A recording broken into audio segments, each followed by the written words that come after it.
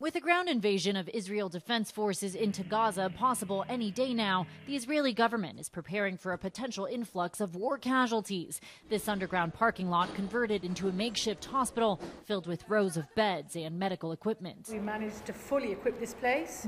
We're talking about a hospital of 130 beds. At the end, there's an intensive care unit. An Israeli general warning the army will face many deaths if it enters Gaza. Still, Israel vowing to do what it takes to wipe out the Hamas terrorists who murdered more than 1,400 Israelis.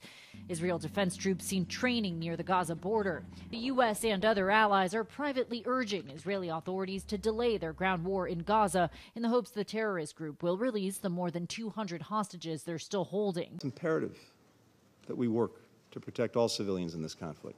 The value we place on civilian life is the driving force behind our efforts to secure the release of hostages. 2 elderly women were released from Hamas custody on Monday and handed over to the Red Cross, then taken into Israel. 85-year-old Yocheved Lifschitz speaking alongside her daughter at a hospital, saying she's been through hell after being abducted by Hamas. She says she was taken from her kibbutz, put on the back of a motorbike, beaten with sticks, and ended up in a huge network of underground tunnels in Gaza. She says it was like a spider's web.